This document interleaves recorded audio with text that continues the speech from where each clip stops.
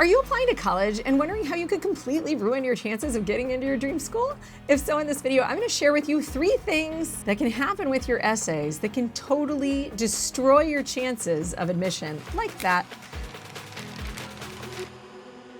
My name is Brooke. I've been working with students for over a decade and a half to help them get into their dream colleges, places like Harvard, Stanford, Princeton, Yale, and on down the line. I definitely specialize in like top 10 schools, but that doesn't mean I don't work with students all over the place. If you're looking for SAT or ACT support, I also teach SAT and ACT prep. We've designed an online course for the SAT and the ACT that you can find at SupertutorTV.com. So make sure you stay tuned to our mailing list, SupertutorTV.com/subscribe. Okay, so if you'd like to read this instead of watch it, because 10 minutes is a lot of time to spend on YouTube, you know, you can always do this at higher speeds. If you would rather read instead of watch, we have a blog that goes with this video. You can find the link in the description.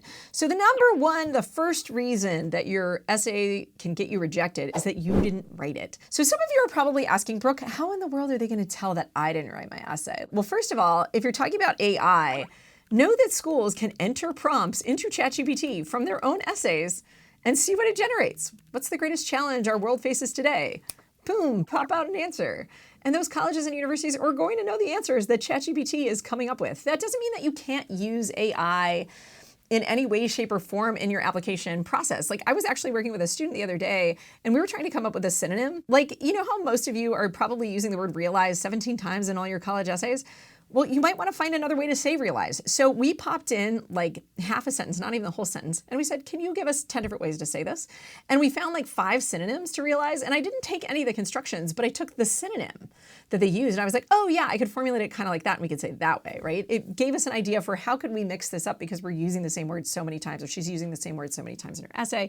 It felt like it was redundant. How do we mix it up? And ChatGPT helped us brainstorm a new synonym. So things like that, colleges aren't going to catch, right? It's still going to be in your voice. It's still going to sound good, but you cannot cut and paste. I saw a post in social media the other week of a reader from a college or university, and they were talking about how students just cut and paste from ChatGPT, and they even leave the little vestiges at the top and the bottom, like, can you answer this question, right? Or like, I hope you enjoyed this essay. Please let me know if you need anything else. The tag at the bottom that ChatGPT is putting in.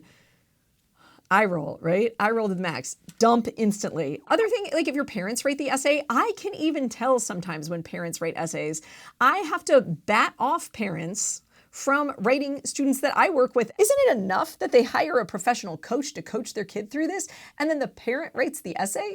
It's a perennial problem. I even have students who will tell me, we'll be in a session and they'll be like, oh yeah, my mom wrote that. I'm like, oh, terrible. But we know what old people sound like versus young people sound like. If it doesn't sound like a young person, that can be a problem sometimes. Now, obviously, if it's your voice, that's fine. But we want it to be your voice. We want it to be authentic. And we want it to have the optimism and the brightness that a 17-year-old's essay should have. So if it sounds too much like some 55-year-old attorney wrote it, that's a problem and it needs to change. So don't be that person. Write your own essays. You know, if you need help in the process, cool. You can get a coach to help you figure out what's the best story that I can tell. You can have someone read through your essay and tell you if it's sending the wrong message or if the grammar's bad or whatever it is. You can definitely get other eyes on it. And I definitely recommend that you do that. But write your own essays. Cool? Cool. Okay, number 2, your essay doesn't reveal anything about you that I couldn't learn from a resume. It just answers the questions. So another problem that I have sometimes with students is that their essays, there's like no personality in them. I can't tell who they are. They answer the questions, quote unquote, but I don't learn anything about the student, at least nothing more than I already knew from the rest of the application that wasn't essay-based. I had a student that I've been working with who got rejected from every school she applied to last year, over 12 of them. And part of the reason, I think, is that a lot of her essays, she would say what she's interested in, right? Maybe it's, I am interested in biology. I have done the following activities to support my interest in biology, right? But it's like boring, boring, boring. And it's all stuff I could have read in your resume. And it doesn't tell me, why do you like biology? Why does it fascinate you? Can you show me a gee whiz wow moment from your life where you're like, oh, wow, this is super cool. Oh my gosh, I love this. Show me your ant collection from 7th grade. Whatever it is, but tell me stories, reveal personality, be a human. Don't tell me what you want to do. Tell me why you want to do it. What motivates you? What inspires you? Okay, tell me that. Number 3, the underlying message of your essays tells a problematic story. So oftentimes students don't realize the subconscious messages that their essays are telling. You have to think about your audience here.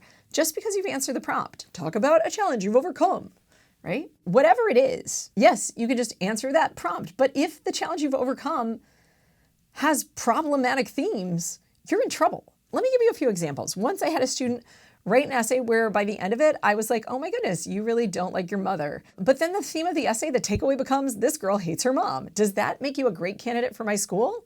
No. I had another student, and this is like a theme. I've actually had multiple students write this. I've had multiple students write about how they love trading stocks because they love how they can see how they can make so much money, or they can make so much fake money. Wow, money, money, this is awesome, yay, greed, right? If the underlying theme of your essay is, I'm greedy and I want to make a lot of money, colleges don't want to hear that. That's awkward. Please don't say that. Third, another person I had was homeschooled, and she explained how in her essay, I'm homeschooled because I couldn't stand how restrictive traditional school was. Guess what colleges and universities are? They're kind of traditional schools. Like, if you don't like traditional school at all, don't go telling a college or university that. That's really awkward. Then I think you're going to drop out after a year, and I don't want dropouts. It's going to look bad in my statistics. Make sure that whatever message is being sent, that you know what it is, and that it's a message that is positive to a college or university. Yes, you have all of these essay questions to answer, but all of those essay questions are actually getting at something deeper, and that's the question you should have in your head, which is, how do I show I'm awesome? How do I tell universities I would be amazing on their campus? And how am I going to change the world? If you're not answering one of those questions, you're probably not helping yourself. But if you're answering a different question, or you're putting forth information that's problematic in some way, even if you didn't mean to, that can be a problem and it can really hurt you. And that's why it's so important that before you turn in any of your essays, have someone read them. Whether it's an English teacher, a parent, a coach. We have plenty of coaches. If you need somebody and you don't know anybody, contact us at SupertutorTV.com. But be careful about the messages you're sending and make sure that you know what the underlying sort of takeaway is when we read your essays. I hope you guys like this video. If so, please give it a thumbs up. Subscribe to our channel for more awesome videos, and check us out on TikTok, Facebook, Instagram, Twitter, all of those awesome places. I will see you guys next time. Ciao for now.